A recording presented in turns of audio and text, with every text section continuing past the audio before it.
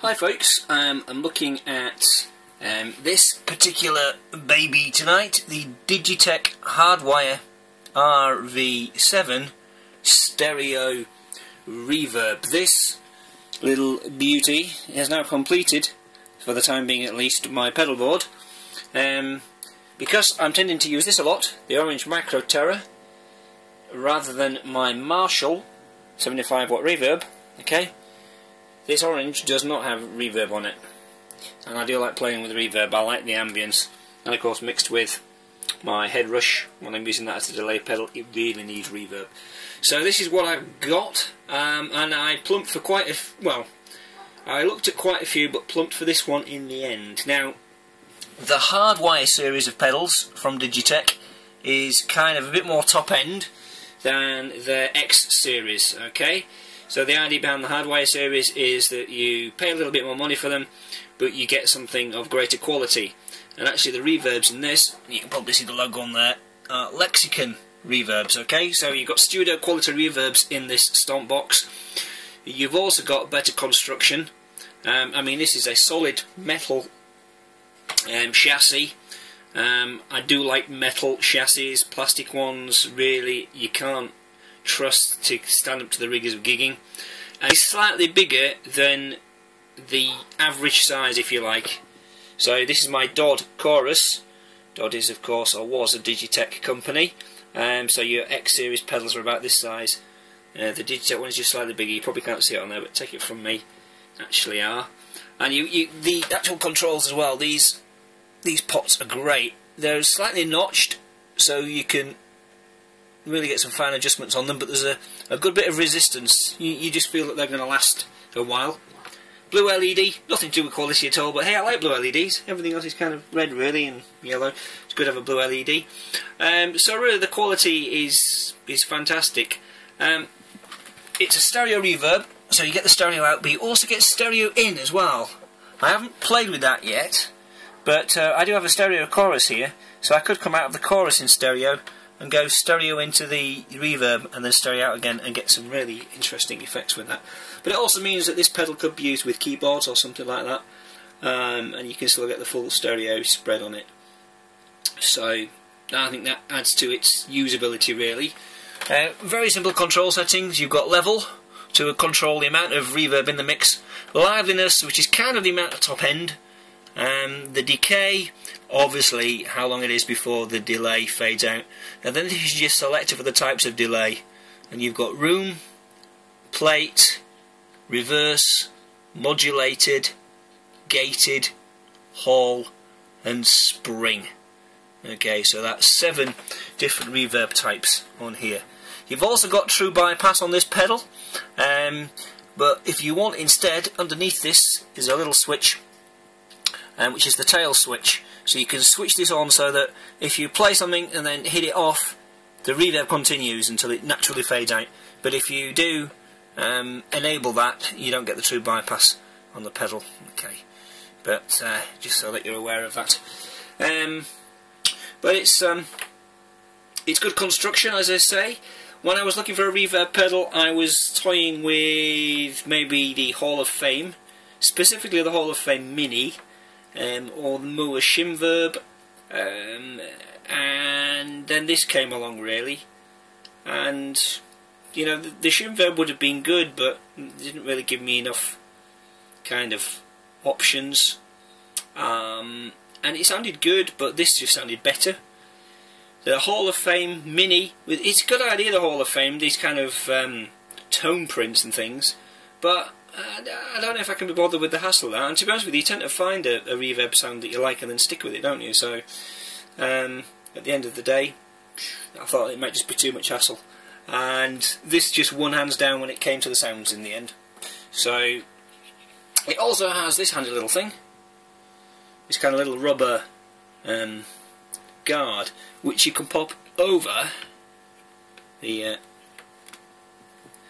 controls, you see, and that locks that in place. So, you know, once you've found your sound, you don't want those controls to get knocked. That's a good way of doing it, rather than tape. Looks pretty good, doesn't it? It also comes with a fluorescent sticker for the pedal, which is good obviously if you're working in on stage, the lights out brilliant when I see that pedal.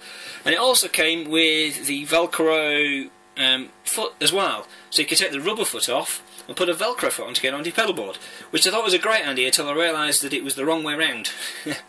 You see, in terms of where the hooks are and where the eyes are, the way I've set this pedal board up, it was the opposite way on to the way Digitech had done it. But it didn't bother me because I worked on the basis they were expecting you to take the rubber foot off, so I just took the rubber foot off this anyway and put my own Velcro on it. And it works, it sticks. I mean, I can lift the pedal board up, as you can see, by the pedals on here. So it isn't going anywhere. So there you go. In terms of quality, I think this is a great pedal. As I say, you do pay a bit more than the X series, but it's worth it. I think what we really need to do now is put this camera down somehow and let you have a listen to some of the sounds that you can get out of this. Okay, I think we've managed to get the camera balanced. So we've got this set on room at the moment. Live listen decay halfway, and levels on about a third. Okay, I might turn it up if I don't think the reverb effect can be heard brilliantly. I'm just going to flick on my other amp.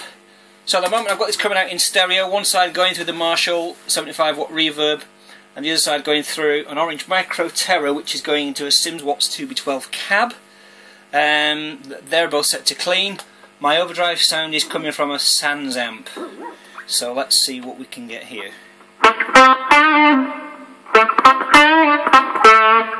So this is on the room setting.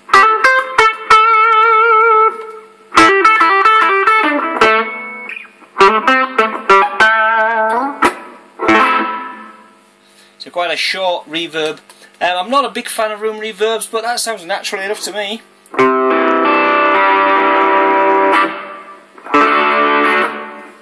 Not bad at all. Let's just give it a clean sound though.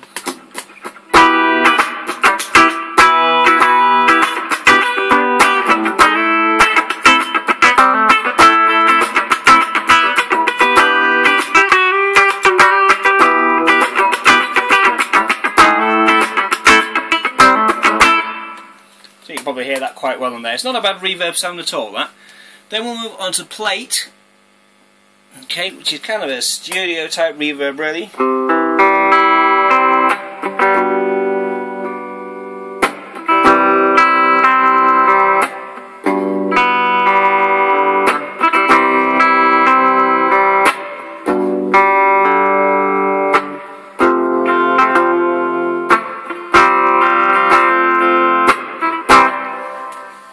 Okay, let's try with a bit of overdrive on that.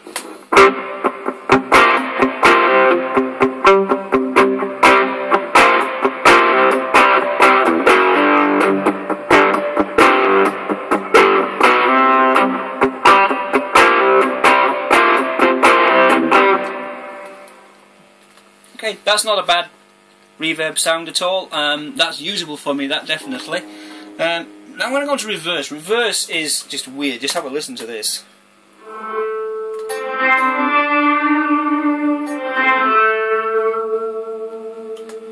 Okay, so we kind of, you know, there's no attack, and then the sound comes in. I mean, if you turn the level right up on this, it gets kind of weird.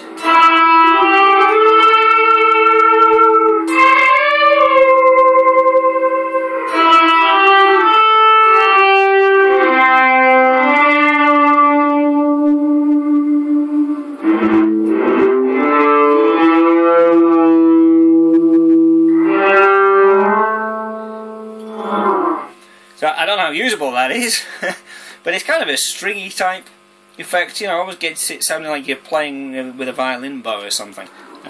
So it may have some use at some point, but I don't imagine using that much. Now I'm going to switch on to the modulated reverb. Now this has become probably my favourite sound on this. I didn't think I was going to like this one so much.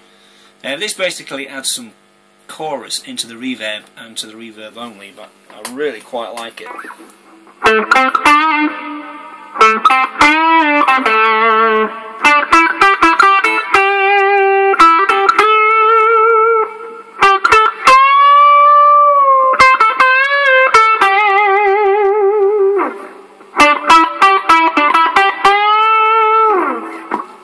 So there's, you know, you can just hear that in there. Yeah, you can hear the the modulation on the chords there.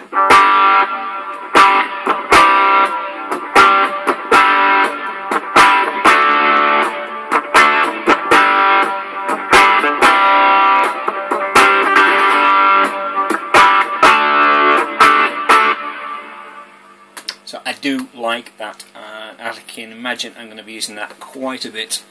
Okay, the next one is the gated reverb. I'm not a big fan of gated reverbs, I'll be perfectly honest. Don't think I'll be using this one, but this is what it sounds like.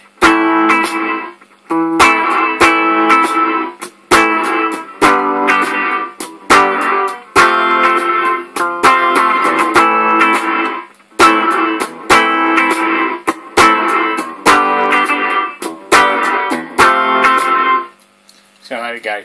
So it's, you know, suddenly there's a cliff on that sound. You get the reverb and then it suddenly stops. I'm not a big fan, but you know, it tends to be more the sort of thing you'd use on a snare. But if you're playing quite percussively, you might quite like it.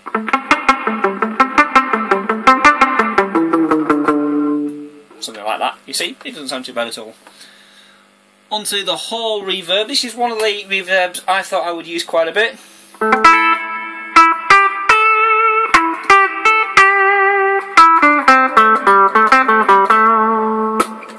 One of the things I like to do with hall reverb is actually put a long decay in, but then turn the level down. It's one of my favourite ways of kind of running reverb.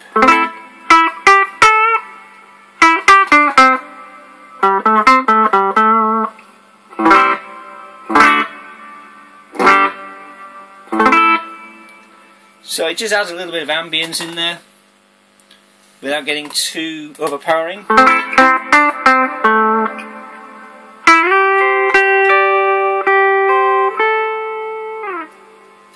Yeah, so that's nice, that's nice. And then the ubiquitous spring reverb. Now, given that my Marshall amp has spring reverb on it, I thought this again might be one that I would use.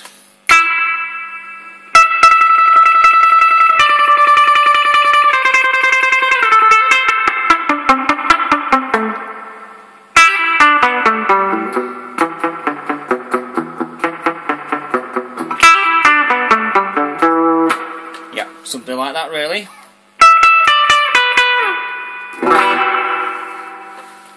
You'll recognise that sound, very kind of 60s, very surf sound. And actually, you know, it's a good reverb to use with the guitar, to be honest with you, so, you know.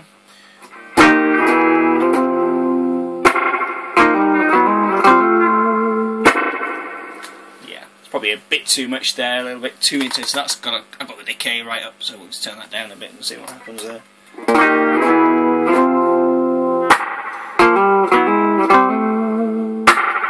Yeah, you see that would work quite well when you really hit the kind of muted sounds. Sounds quite like a spring reverb to me. And actually, what I'm going to do here, I'm just going to turn that reverb off for a second, and I'm just going to add the reverb in on my Marshall amp, and just to give you a comparison. So I can actually turn the orange amp off as well.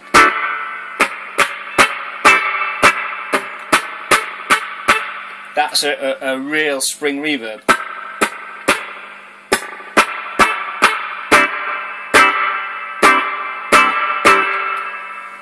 And then compare it to the one on the Digitech. Okay, it's not bad. It's not a bad effort at all. Not a bad effort at all. The real spring reverb is still better, and I don't think you can beat a proper spring line reverb. I mean, that in that Marshall, I can't hear it now, but you can hear that in there when you knock the amp. That is a proper spring doing the job in there. But anyway, I wasn't here to talk about the Marshall. We were here to talk about that Digitech Hardwire RV-7. I think it's a great reverb pedal. One I would certainly recommend. It's robust enough to gig. It's got a really good range of sounds on it. They all sound excellent, to be honest with you. They're not too artificial and metallic. They're quite natural sounding. There's a lot of different reverb zone. You can play about with them and get the sound you like. You've got the option to go stereo out and stereo in, which is a massive bonus as well. On the whole, a great pedal. Thanks for watching.